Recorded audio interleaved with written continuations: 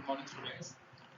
Today is the sixth lecture of Human Reproduction, chapter third. In the previous part fifth, we have already covered about the menstruation cycle. That was very important topic for your board exam. So, in today's topic, let's start with fertilization and implantation. Means in menstruation cycle the release of egg is there at 14th day, and if the egg get sperm, so the formation of zygote is there. So in this today topic we will discuss about the fertilization, means when fertilization occur or the process of fertilization, and then implantation, and where implantation occur. So the process of release of semen, by the penis or by the male organ into the female vagina is known as insemination. Means the process of release of gamete from male body inside the female body is known as insemination. And as we know, sperm has a great motility power. Sperm has a great motility power. Motility power means sperm can move rapidly. It can swim rapidly. So it passes through the cervix and enter the uterus and finally reaches the junction of isthmus and ampulla, and it will reach the junction of isthmus and ampulla, and fertilization occur. Already discussed in the second or third part, the site of fertilization is ampulla isthmic junction. The site of fertilization is ampulla isthmic junction. Now the process of fusion of male and female gamete or sperm or ovum is known as fertilization. This is very easy definition. Next, ovum contain different layers. Ovum contain different layers, and sperm come in contact with zona pellucida. Ovum contain different layers, and zona pellucida is one of them. Zona pellucida is one of them. So sperm will attach with zona pellucida of ovum, and it will induces the change. Means when the sperm approaches the ovum, and when the sperm attach with the zona pellucida layer, then it will induce the changes in the membrane. Means membrane get some conformational changes or structural changes, so that only one sperm can be enter only one sperm can enter, other sperm will not enter the same ovum. I'm again repeating, when the sperm get attached with zona pellucida, then zona pellucida zona pellucida get change, then zona pellucida structural get change, so it avoid any other sperm entry inside the ovum.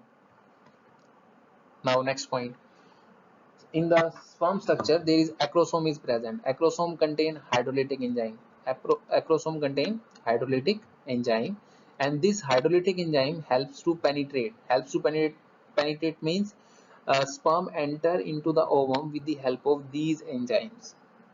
These enzymes will you can say dissolve the egg membrane. These enzymes dissolve the egg membrane. Then meiotic division occur, and second meiotic division will lead to formation of second polar body and ovum, and the fusion of ovum and sperm will lead to formation of zygote. You can easily see in this figure.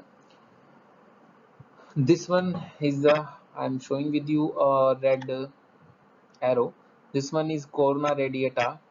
This one is zona pellucida layer, and here different type of sperm, you can say multiple sperms are trying to attach with one ovum, and one sperm get entry inside the zona pellucida, or you can say inside the ovum, and rest of sperm will bounce back, or you can say it will get you can say degenerate.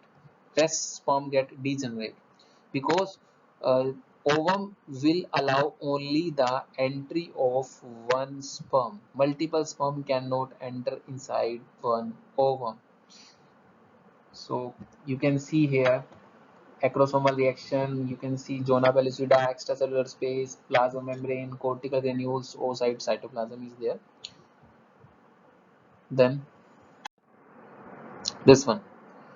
Once the fusion of male and female gamete will take place, then it will lead to formation of zygote. And this one, this step is very easy, zygote. Then after zygote formation, then the cell will divide mitotically, and two cell stage is there. Then again cell division is there. Two cell will lead to formation of, when two get divided, it will lead to formation of four cell, and again for a division is there, then eight cell will form, then 16, 32, and morula stage is there, and then blastocyst will form. Then blastocyst will form. Uh, blastocyst will approach near the uterus line, and you can see fertilization take place inside the ampulla ischemic area here, ampulla ischemic area, but the implantation will occur here uterus, in the uterus endometrium lining. So this is the representation of you can say formation of two cell stage, four cell stage, eight cell stage, or morula, blastocyst, and implantation. Then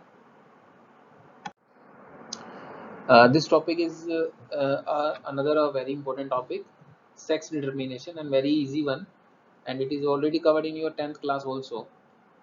How the sex of a newborn baby is decided?